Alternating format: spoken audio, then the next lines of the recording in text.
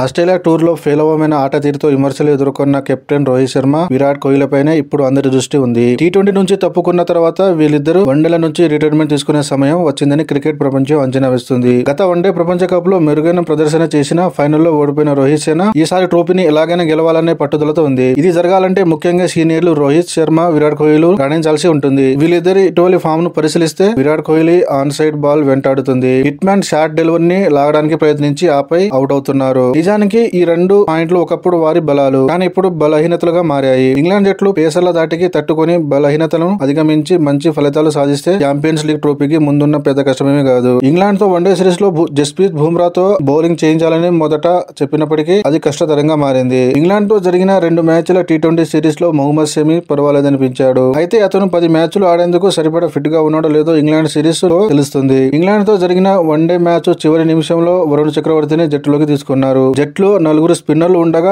5వ బౌలర్ ను ఏర్పాటు చేయడంలో సమస్య ఉన్నట్లు అర్థమవుతుంది. జడేజా, అక్షర్ ఒకే రకమైన బౌలర్లు. కుల్దీప్ మ్యాచ్ ప్రాక్టీస్ లేకపోవడంతో రెండో సమస్య. బౌలింగ్ లో వాషింగ్టన్ సుందర్ అంతగా ఆకట్టుకోకపోవడం మరో సమస్య. కానీ చివరిలో వరుణ్ చక్రవర్తిని తీసుకోవడానికి ప్రధాన కారణం ఐసీసీ టోర్నీలో ఆడించాలని చూస్తున్నట్టు తెలుస్తుంది. మరి ఆల్రౌండర్ ఎవరు? హార్దిక్ పాండ్యా మాత్రమే పేస్ ఆల్రౌండర్. అతనికి తుది జట్టులో స్థానం గ్యారంటీ. నితీష్ కుమార్ రెడ్డిని మరో పేస్ ఆల్రౌండర్ గా పరిగణించారు. అయితే అతను గాయం కారణంగా జట్టుకు దూరమయ్యారు. దీంతో స్పిన్నర్ ను మరో ఆల్రౌండర్ గా పరిగణించాల్సి ఉంది. రవీంద్ర జడేజా, అక్షర్ పటేల్, వాషింగ్టన్ సుందర్లు ఈ స్థానం కోసం జట్టులో పోటీ పడుతున్నారు. రంజీల్లో జడేజా బౌలింగ్ ఆకట్టుకుంది. అక్షర్ టీ20 జట్టులో వైస్ కెప్టెన్ గా వ్యవహరిస్తున్నారు. బ్యాట్స్మెన్ గా తక్కువ అవకాశాలు ఉన్నప్పటికీ అతను గొప్ప బౌలర్ గా ఎదగలేకపోయారు. మరి సుందర్ వైపు టీం మొగ్గు చూపుతుందేమో చూడాలి. ఐసీసీ ఛాంపియన్స్ ట్రోఫీ లైనప్ కు ఫిబ్రవరి 12 వరకు ఫ్లెక్సిబిలిటీ ఉంది. ఇంగ్లాండ్ తో వన్డేలో వరుణ్ రాణిస్తే సుందర్ లేదా కుల్దీప్ ని పక్కన పెట్టి వరుణ్ చక్రవర్తిని ఆడించాలని చూస్తున్నారు అని తెలుస్తుంది. చివరిసారిగా 2013లో ఎంఎస్ ధోని నాయకత్వంలో భారత్ ఐసీసీ ఛాంపియన్స్ ట్రోఫీని గెలుచుకుంది. 2017 ఛాంపియన్స్ ట్రోఫీలో ఫైనల్స్ కు చేరుకున్న ట్రోఫీ గెలవలేకపోయింది. రోహిత్ శర్మ, విరాట్ కోహ్లీ తమ కెరీర్ లో చివరి ఐసీసీ టోర్నీలో ఆడుతుండటంతో ఈ లోటును భర్తీ చేస్తారని అభిమానులు ఆశిస్తున్నారు. అయితే అది జరగాలంటే ఇంగ్లాండ్ పై